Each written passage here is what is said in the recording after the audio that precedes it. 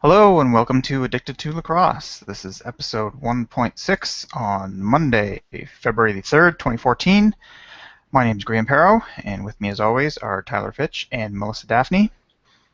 Before we get started, we have the Q&A app running on Google+, so head over there if you're watching live, and you can ask us some questions, and we'll get to the questions as soon as we can, and yeah, so that'll be fun.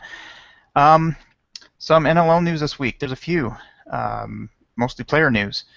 I'm sure Melissa has a few comments on the first one. First of all, Drew Westervelt returns to the Mammoth after missing a week, but more importantly, Casey Powell returns to the Mammoth after missing the rest of the season, or the beginning of the season anyway. Melissa, how do you look? He actually looked pretty good. It was nice to see him and Westervelt both out there making some plays.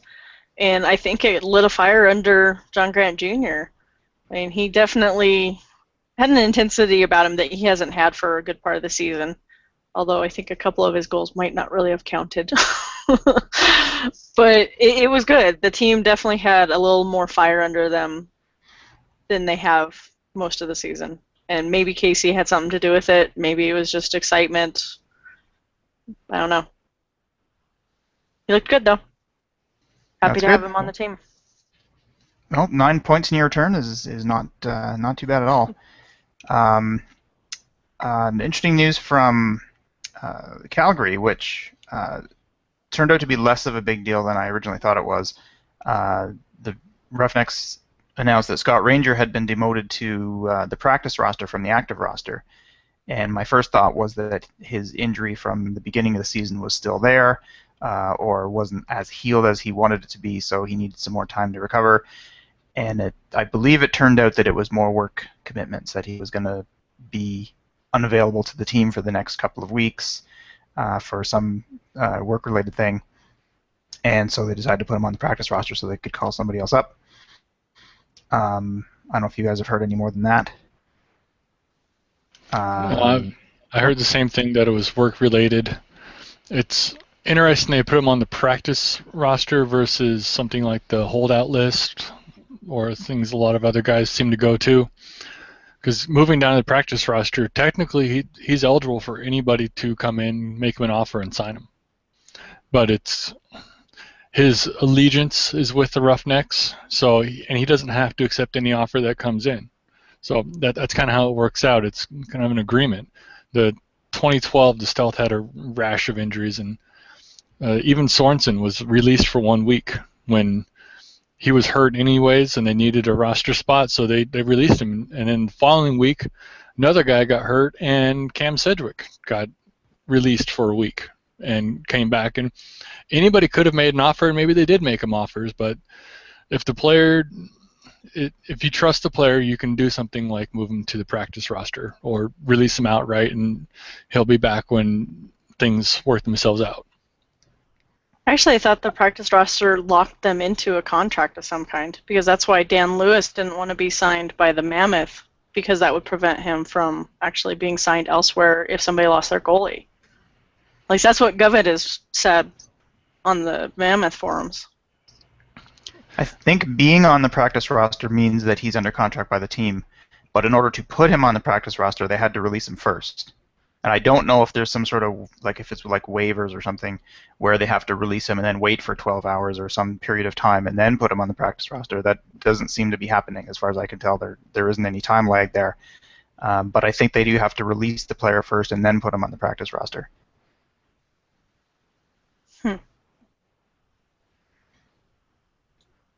Some more news from Western Canada. Mike Accursi, well, wasn't Western Canada, but they were playing in Edmonton, so that's why I was thinking that. Mike Accursi returns to the Nighthawks. I originally thought this was weird that he was unretiring, but then I kind of realized I don't remember ever seeing an actual retirement notice about Accursi. Basically, the roster came out. He wasn't on it. They said that he had accepted a front office position with the Nighthawks, but they never actually said he's retiring from playing. It was kind of implied, obviously, that he had this front office job, but I guess he decided, I'm still in decent shape, I can still contribute, and we're not scoring as much as we could kind of like to. I think the Nighthawks are actually second from the bottom in terms of goals scored per game this year. So they figure if he can help out, then he can help out. Yeah, this I thought was tied into the Dan Dawson situation the second half a week ago when he didn't come out and play in Buffalo. But I distract. Dan Dawson did play, so even though Accursi is a righty shooter, he didn't come back on the roster to fill Dawson's spot. During the week, the Rochester also had signed Derek Hopcroft to the practice squad, and he's a righty shooter and righty forward, and thought maybe he'd be coming in to take this role. Maybe he went through practice. They realized he wasn't exactly what they needed, or maybe not comfortable with the system. So they just went with a more of a known quantity with Accursi. But they didn't get the win, so I don't know. Accursi had 1-1. That's a good night for coming back. Not like Casey Powell for coming back, but it's still putting up points. I thought they would have gone with somebody like Hopcroft, having signed him, but they went for the known quantity, and they got some points, but not the win. And some more Mammoth news, and I'm sure Melissa has some comments on this one as well. Adam Jones looks like he's out for 4 to 6 weeks. Now, somebody on IL Indoor, and I think it was Steven Stamp, said that this is actually not as bad for the Mammoth as it could be for other teams because they've played so many games early. The next 4 to 6 weeks, they may only have 4 or 5 games, so he won't be missing, 8 games. He may only be missing 4 or 5, so it may not be as bad. But for the league's leading scorer, you don't want him to miss any. Yeah, I would definitely argue it's nice that maybe we don't have the 5 games in 2 weeks or whatever that it was that we had, not having him there, but he's our top producer right now. He's definitely having an impact, and it seems like he's only getting stronger, and a lot of people have actually said that he really seems to be a leader out on the floor. So not having him could have a huge impact. Having said that, we did just get Casey Powell back, so that might actually help balance that. It was definitely a nasty hit that took him out, so hopefully it isn't going to be as serious, and I don't think I've seen anything actually official come out yet. Yeah, I've only heard the rumors that it was a separated shoulder, so I'm not even sure if that's what it is. Yeah, that's all I have heard as well. Okay, one more story before we get to this week's games that I want to mention, and that is Tucker Williams. And in case you haven't heard the story, I'll just give a brief overview here. Tucker is Sean Williams' youngest son. He has 3 kids. And Tucker just turned 8 on Saturday. Last week he was diagnosed with something called Burkitt's lymphoma. He's already had surgery, and he's already started on chemotherapy. Now, Burkitt's lymphoma is very treatable, apparently, and responds well to chemo. So prognosis, I believe, is pretty good. But he will likely be in the hospital for about 4 to 5 months while undergoing treatment and recovery. So that's obviously pretty bad news for the family. What's great to see is the entire lacrosse community coming together to help the family. The NLL, the NLLPA, and the Bandits, and I wouldn't be surprised to see other teams set up stuff as well. But those 3 for sure are setting up fundraisers for the family. Obviously, friends and family of the Williams are putting together some stuff as well. Sean has 2 other kids, like I said, who both play lacrosse and hockey, as does Tucker. And their teams, as well as Tucker's teams, are all doing fundraisers as well. So a whole bunch of people are all coming together for this, and it's kind of nice to see. The Braver Than Brave hashtag is all over Twitter. It's trending. And apparently that came from one of the nurses at the hospital. Sean says that he'd been talking to the nurses, and they were all impressed with how Tucker's dealing with this. And one of them said that he was braver than brave, and that kind of stuck. I was at the Bandits game on Saturday, and all the Bandits cheerleaders and all the staff and everybody were wearing these orange shirts that said Braver Than Brave on the front and Tucker on the back. And they announced that those shirts were going to be on sale through, I believe it's the Bandits website. starting some point this week. They're ordering thousands of them. And all of that money will go to the Williams family as well. So that's pretty good. So I just wanted to mention this briefly, and I'm sure I speak for Melissa and Tyler when I say that our thoughts are with Tucker and the whole Williams family. If you want some more information, you can follow Tucker is Brave on Twitter. And that's run by Carolyn Toll, who is Steve Toll's wife. The Toll family and the Williams family have been friends for years. So the Toll family is setting that up. And there's also going to be a website called braverthanbrave.com, which is not up yet, but apparently it'll be up by this Wednesday, the 5th of February. So there'll be lots of options there if you want to get involved and help out.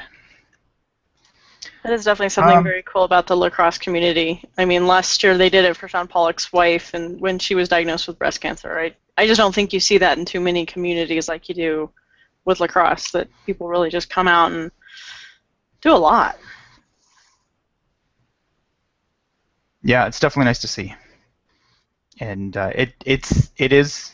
I mean, it's kind of a cliche about lacrosse that people will fight each other on the floor and everybody's enemies while the game's on, and as soon as the game's over, everybody's friends and they're buying each other beer and all that kind of thing. And you definitely see that in cases like you said with Pollock and now Williams. Like I said at the Bandits game during the handshakes, I mean, Sean Williams is pretty much always either first or second in line when it comes to the handshakes at the end of every game. And in this case, it was more than a handshake. I think he got a hug from just about every Rock player and coaches and everybody. So that was great to see as well. Okay, so let's move on to the games for the week. Starting on Friday night with the Stealth in Toronto. I was at this game. So I guess I'll start, and I don't know if you guys watched it at all, so I'll let you get your comments in as well. The Stealth started strong. They scored 6 in the first, and I did hear some people near me calling for Nick Rose to be pulled, and he just didn't seem to be seeing the ball very well. There were low shots on him all over the place, and just down bouncing through his legs and stuff. He just didn't seem to be seeing it very well. So it looked like it could have been sort of one of those games that we didn't really want to talk about. Then Toronto came out in the second and started to pour on a little bit more energy, while the Stealth kind of gradually declined in energy, and by the end of the game it was all Rock. And you could almost see the confidence increase in the Rock as the game went on. By the time it got to the fourth, it wasn't completely out of hand, but it was close. And then Richards kind of seemed to lose his confidence. He was pulled for Matt Royk. Nick Rose got better as the game went on. He wasn't so good in the first, but like I said, he improved over the game. And yeah, so it was certainly two directions. The Stealth went down and the Rock went up. Guys, did you see this at all? Yeah, I watched most of the game. Really exciting first quarter as a Stealth fan. And then is this progression of getting kind of dismantled on defense. You saw just the older kind of savvy offense of the Rock running two-man games and getting picks and having guys peel right to the crease and just catch and dunk. And it wasn't a question of like Kierich getting shelled with a bunch of shots like he had in kind of the other games. It's like they were getting quality shots. And so the Stealth defense is young, a lot of kind of first-year players playing, and they're getting abused by an offense that can pick apart their weaknesses.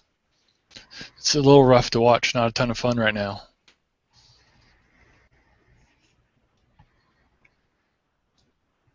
Yeah, unfortunately, I didn't get a chance to watch this game. Yesterday I meant to watch more games, but we had happenstances in my house, so that didn't happen before the Super Bowl.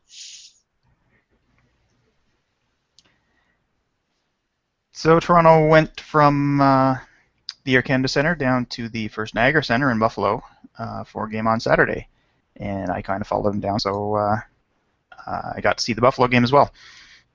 So I'll start again with that one. And another good goalie game. Cosmo was outstanding. he's just having a whale of a season. I don't have his numbers nearby, so in terms of goals against and that kind of thing, but he's looked pretty darn impressive in the last couple of games. Nick Rose played really well as well. I actually kind of wrote in my game report for Friday's game that he's one of those goalies where he makes a lot of saves by not moving because he gets set up properly so that the shooters have nowhere to shoot and they just hit him with the shot. So he doesn't make the big arm wavy acrobatic saves that your Tyler Richards and your Matt Vince make. And then he made a few of them on Saturday night, so he must have read my report and decided to change a little bit. Cosmo, like I said, made all kinds of those kind of saves. He was just outstanding. It was a penalty-filled game, very chippy. The word chippy was floating around Twitter all over the place, and that definitely described this one. Some people were saying that the refs lost control of the game, and I think it was the other way around. They had complete control of the game. They might have had too much control of the game in that they kept slowing it down. They kept calling things. Not all the penalties really were necessary. There were a lot of, roughing for some minor shoving and minor pushing and this kind of thing, and it wasn't that big a deal. And then others were, there were certainly penalties that were required to be called. John Tavares, for one, got a major for high sticking that I didn't think was necessary.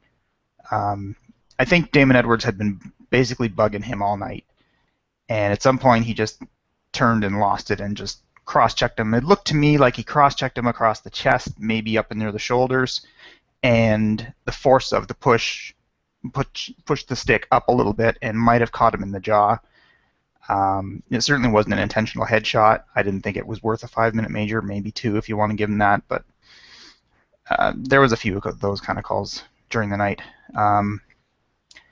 But everybody got angry about something. Colin Doyle took what was essentially a unsportsmanlike conduct or unsportsmanlike penalty. 2 players got misconducts for unsportsmanlike conduct. And John Tavares lost his mind at the end, and even in the handshakes, he was starting to yell at some of the Rock players. And this is what I was mentioning before. He was first in line in the handshakes. He was started to yell at a couple of the Rock players, and the whole Bandits team was lined up behind him ready to do the handshakes, and he wouldn't let them. And Sean Williams basically elbowed him out of the way and started going through. And Tavares eventually did go through, so nothing happened like in the Rochester game, which we'll get to later. Yeah, did you guys see this game at all?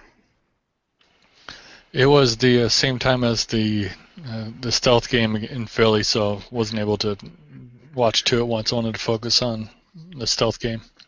Maybe I should have watched the Buffalo game. Sounds more exciting. Yeah, I pretty much kind of watched / listened to the first half, and like you said, I mean, that was my first notes was chippy, but I really only saw the first half, and you look at how many penalties were in the first and second quarter, and that's more than some games have. I mean, it's just crazy. So yeah, it was definitely some animosity out there on the floor, and it's hard when you have the refs because if they don't call enough stuff, then the players start taking it into their own hands, and the game can get very dangerous very quickly. And then you have other games where it seems like they're over-calling it, and that almost frustrates the players worse and causes almost the same issue. So it definitely, the first half was really good. I actually was kind of disappointed I didn't get to finish watching the second half, but it's definitely what I'm looking forward to finishing. Well, not to be a spoiler, but I didn't mention that Buffalo actually won that game. They were leading for most of it. The Rock came back and tied it and actually took a lead for a little while, and then Buffalo came back and just held on. Yeah, not much else I want to say about that one. The other games, like I said, I was at the Toronto-Buffalo game, and all the other 3 games that we have left to talk about were at the same time, so I got to see none of them. I'm not into football, so I actually didn't watch the Super Bowl, so I probably should have watched 1 or 2 of these other games yesterday afternoon, but didn't manage to do that. But Tyler, you did see the Vancouver-Philadelphia one. Yes, I watched the Stealth kind of define mediocre right now. Their defense is porous, the offense isn't scoring. Uh, Playing off of something you mentioned Friday night, Nick Rose had 3 assists as the Toronto beat Vancouver, and then Lewis Ratcliffe had 2 points, and then Saturday he had 1 more assist. So on the weekend, Nick Rose, the goalie, and Lewis Ratcliffe, the top paid forward, had the same number of points. That's not a recipe for success. And so that's a little bit of frustration there, but all the lefty shooters for the Stealth were just awful against Philadelphia. Sean Lundstrom got his first run of the year, and the game looked a little too big for him. He couldn't get his hands free to get his shots off clean, and no points, no in production that way. Cody Bremner had a pretty good night on Friday, but Saturday he had nothing. And I don't think it was just the Philly defense, but they had to be part of it. But it was just a bad offensive showing by the Stealth. And defensively, they kind of got beat the opposite way. It wasn't so much two-man game that I remember. It was the individual scorers in Philly were just running around guys. So they were getting beat individually on Saturday. Couldn't cover a two-man game on Friday. It's going to be looking for a long season. The Stealth are going against Colorado on Saturday, and I was talking about it. It's like I'm not going to drive up for that game. I don't need to drive 6 hours up and 6 hours home to watch the team in their current state. I got a few guys on the team that I love to watch, but not this collective team. It's not worth the effort and the cost of gas, hotel, food. It doesn't work. So we're already scratched one off that we'd planned on going. We'll go see them in March maybe if they can turn it around. It's kind of frustrating for me. Tyler Richards got pulled. Sorry, Graham. Sorry. Tyler Richards got pulled in both Friday night and Saturday night's game, which was pretty unexpected for me. I thought he played okay in the Toronto game on Friday, and I don't think getting pulled was because he was the problem. But I didn't see the Saturday game. Was he the problem on Saturday as well, or was it more of a defensive breakdown? He looked to be a little struggling to see the ball on Saturday, and he got pulled. But Roy came in, and Roy got beat by some pretty nice shots getting over the shoulders, and he's a big guy, so it's hard to do. A couple other ones on the sides, and T-Rich had to come back in the game, actually. Neither goalie could really do anything that was worthwhile to stop the Philly offense.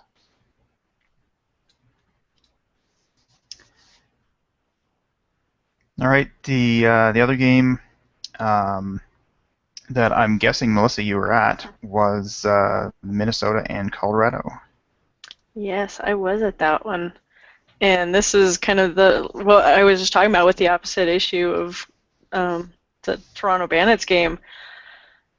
I think Todd LeBranch is one of the worst referees in the entire league, and every time I see that he's reffing a game, whether it's here or against other teams, you just know it's going to be a badly called game.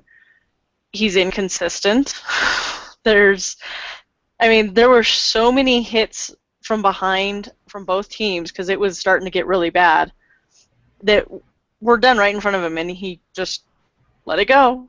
And so they just kept getting chippier and chippier. I mean, there was one point there was 7 or 8 Swarm players on the floor while the play was going, and nothing was called. It's frustrating when you see things like that it's just not consistent, and it could impact the game. And, I mean, Adam Jones got taken out, and there was several injuries on both sides that, did slow down play. So, thankfully, wasn't worse, but I think part of that was because of the reffing.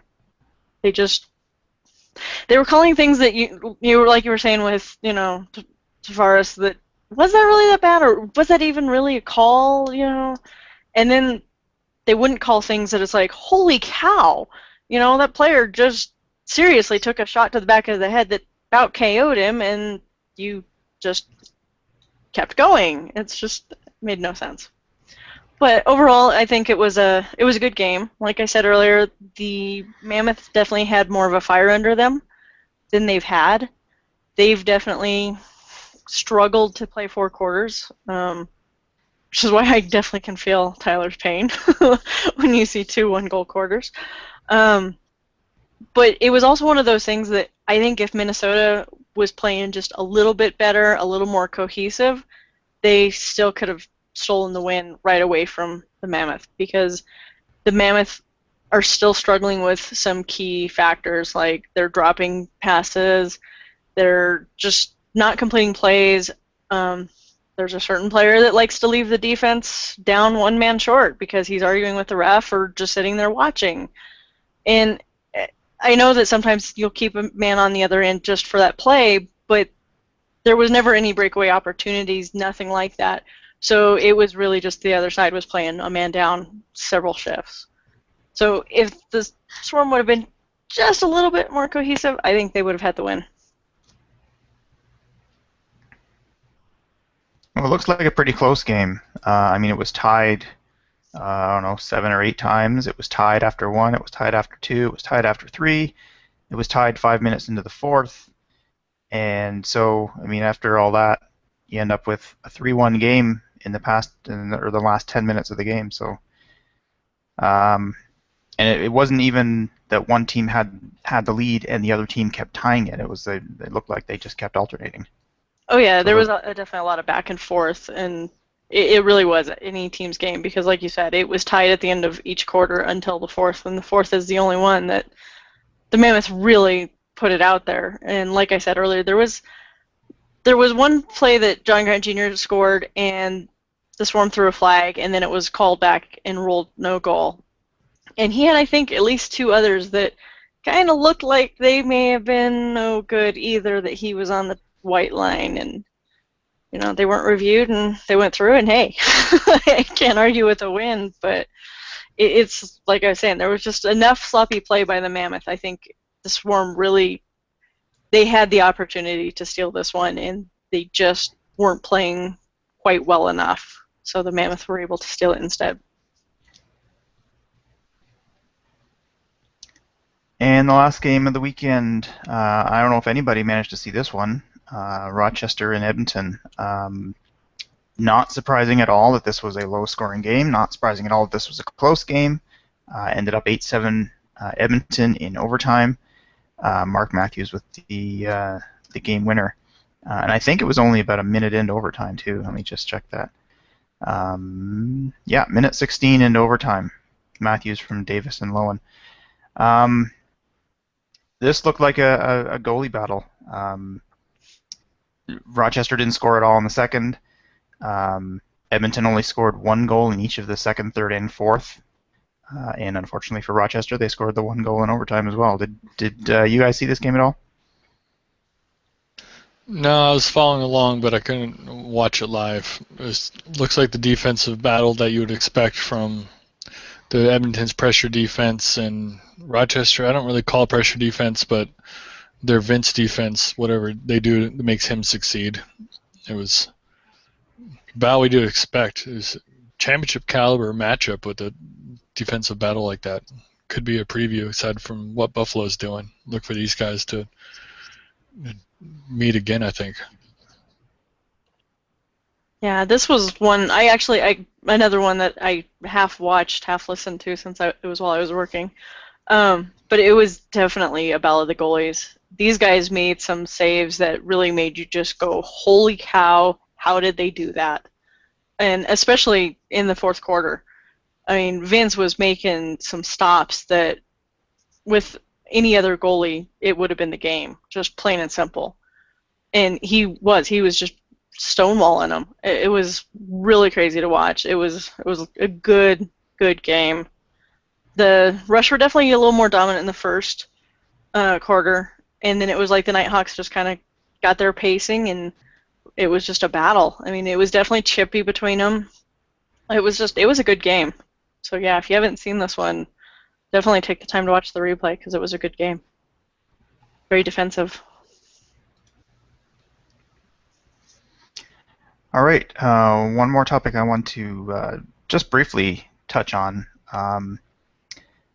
It's obviously still early in the season. I guess we're about a third of the way through. Um, but there are four teams out of nine that are winless on the road. Rochester, Toronto, Calgary, and Vancouver. None of them um, have won games away from home, but all four of them are over 500 at home. And Rochester and Toronto are undefeated at home. Out of the nine teams, two of them are under 500 at home. So seven of them are over, which seems illogical, really. But Minnesota's only played one, so it's hard to tell, and Philly's 1-2. So like I said, it seems a little early in the season to actually really get a lot of meaning out of this. But it seems interesting to me that the home floor advantage is this strong at this point in the season.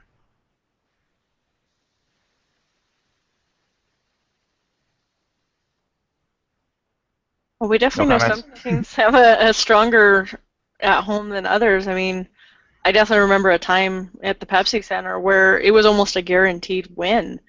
I mean, it was just like the Mammoth could not lose at home, and then all of a sudden we went to the opposite where it seemed like the Mammoth couldn't win at home.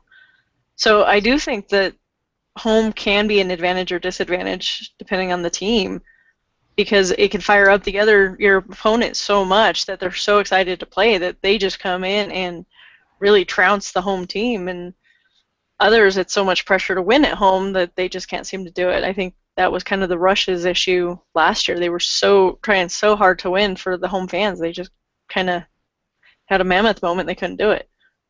So yeah, Reese Dutch and Jeff Sawicki, they've told me that going into Colorado when it's packed, they get energy off that, and the pride that they take in just making the people just go, oh. It was just making them quieting the crowd. They loved it. They absolutely love playing in Colorado, even though it's a road game. Philly's 1-2 at home, and boy, I was looking at their crowd on Saturday, and it was awful. I don't know what the attendance announced was, but percentage-wise, it was worse than anything I'd ever seen in Portland at any point, and it was, you can't say it was as bad as San Jose because that was a league of its own, but it was a less percentage of people than have an effort. I started thinking about maybe we can dig up a percentage of attendance in the future and look where they're sitting at, because it's just terrible attendance looking in the open seats in Philadelphia, and so they don't really have any crowd feeding them, and they're only 1-2, and the one win is against a team that Vancouver is playing awful right now. The announced attendance at the Philadelphia game was 6,104, and so I can see that. They're playing in a hockey arena, so it probably holds 18, 19, 20,000 people. So that's and that was Saturday night. A low percentage. Yeah, Saturday night, no competition really. Like, well, I don't know what competition there is, but it wasn't the Friday, it wasn't a Sunday, it was Saturday, bread and butter day, and they got 6,100 in there. They're having troubles. It's sad to see. Having gone through it a few times now. Are they actually having trouble, or was it something with the weather? I mean, I know the East Coast has been having some crazy weather the past couple weeks. Over the weekend, it was fine. I mean, New Jersey yesterday's Super Bowl, it was 40-something degrees, and people in Philly I don't think they care about the snow. It's like not like they don't get it that often. They're pretty much used to it. The Wings have played 3 games at home, and their attendance has been 7,300, 5,100, and 6,100. And I think that's not far off. I have the 2013 stats here. Let me just take a look. Yeah, their attendance last year was anywhere between 5,100, and they had one game over 9,000, which is like 9,096. So yeah, in the 7,000-8,000 range, pretty much for the last year or two. But I certainly remember in my early days of being an NLL fan, the highest attendance in the league was always, well, for at the time it was always the Rock, because they were selling out. They were at 17, 18, 19,000 every game. Philadelphia was right behind them, and then Buffalo. And then a couple of years later, Colorado came in the league and started blowing everybody away. And Toronto started to decline. The Bandits really declined for a while and then came back up again. But Philadelphia has just gradually gone down and down and down and down, and they don't seem to be turning around. Now maybe they need a good, solid winning season or two to bring the fans back, because they've been kind of sucky for most of the decade. So that could certainly help. But yeah, it's kind of sad to see the numbers go that far down. It can be cyclical. I mean, Buffalo had a big trough and they've came back up incredibly, but that's come with winning, and Philly's got to win. That's how you solve the problem. Yeah, it seems Unless like a you're lot of the Washington. teams. It seems like a lot of the teams' attendance has been down the past few years. 'Cause I know the Mammoth. It's definitely kind of strange when you're in there. Because I remember games where it was 100% sold out. The only way you were going to get a ticket was from a scalper. And now you look, and pretty much the entire top tier is relatively empty. I mean, there's a smattering of tickets and stuff, but not like it was when we had Gary Gate and stuff. And that was our first drop-off, was when he retired. And it's definitely been a little bit lower. Which, granted, I mean, you can tell who the season ticket holder base is when it snows, basically.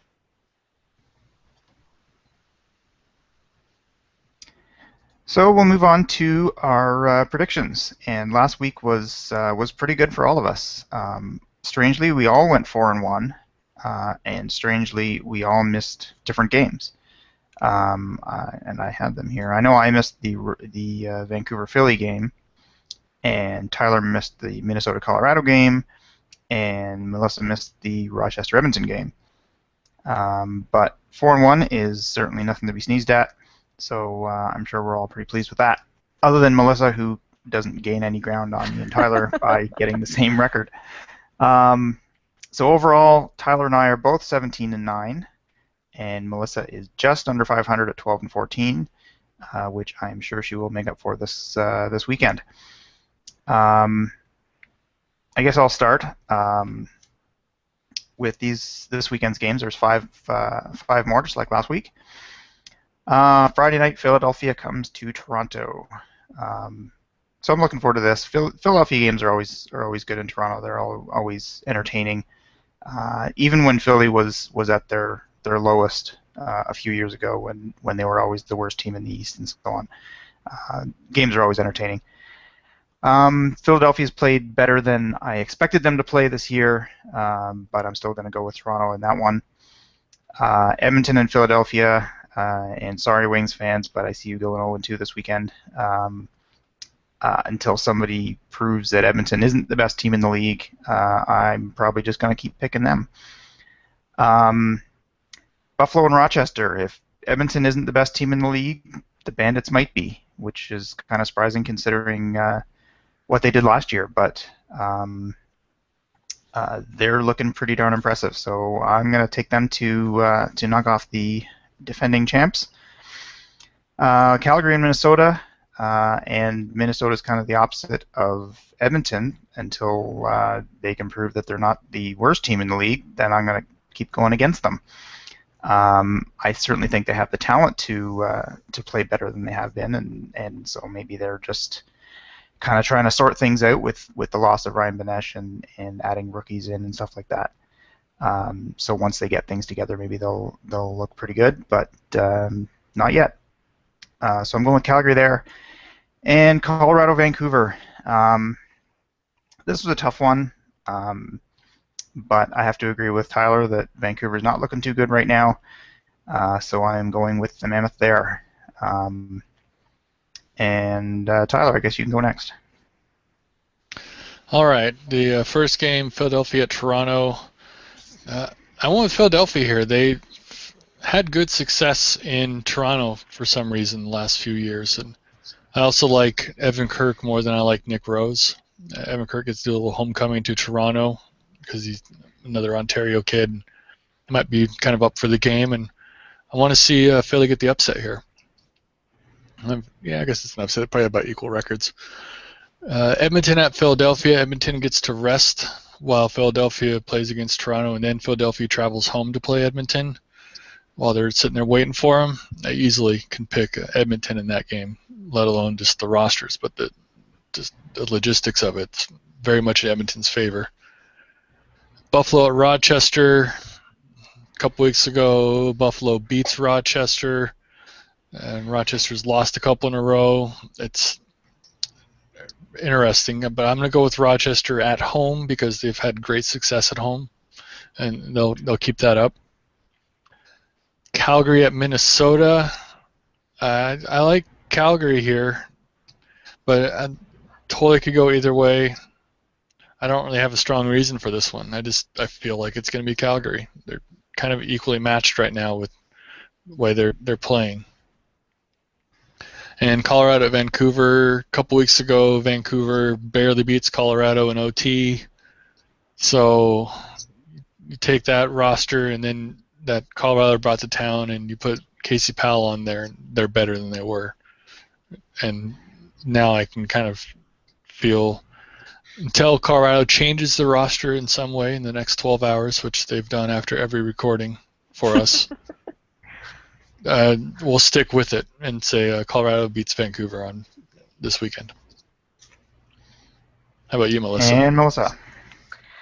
Yeah, some of these were much more difficult than you think it would be, just as inconsistent as some of the teams are playing right now. With the Philly and Toronto, this was a tough one, and I definitely waffled back and forth a little bit. But I think I'm going to pick Toronto. I think Toronto's just had a little bit of a slide, and they're going to come back, and they're going to really be prepped for Philly. So we're going to see if I'm right. Of course, I'm picking them, so maybe that's the problem. Edmonton and Philly, the fact that Philly's playing the night before, and then they're playing a team that, like Edmonton, that just seems to have everything working right now and just clicking. Philly could definitely do it, but I think if they didn't have the game the night before against another tough team in Toronto, it would be a different story. But yeah, right now there's no way I would pick Edmonton or pick against Edmonton when their opponent played 2 nights in a row. Buffalo and Rochester is definitely one that I went back and forth. It's tough. Like we discussed, Buffalo did beat them. But I think Rochester's just going to come in fired up, and Vince is looking really awesome, whereas Cosmo seems to be a little off his game. You know, he's a little more hit or miss. So I think Rochester might just be able to steal that one away. Calgary, Minnesota, I'm actually going to go against the grain. I'm going to pick Minnesota. Calgary is definitely kind of like how Vancouver and the Mammoth have been. They've just been very inconsistent. So if the Calgary team that we know is on paper shows up, then they're definitely going to take this game. But I don't know that that's the team that's going to show up. So I think Minnesota might actually be able to get that one. And Colorado and Vancouver, yeah, this was a toughie. These games are always so close. Even no matter how bad one of them's playing, it just seems like they're always close. They always show up for this game. So I'm actually gonna choose my team this time. And we'll see. If they play the way that they're starting to progress towards, then it's going to be a nice, fun game. But if the team that has been showing up a lot this season shows up, then it might not be very fun.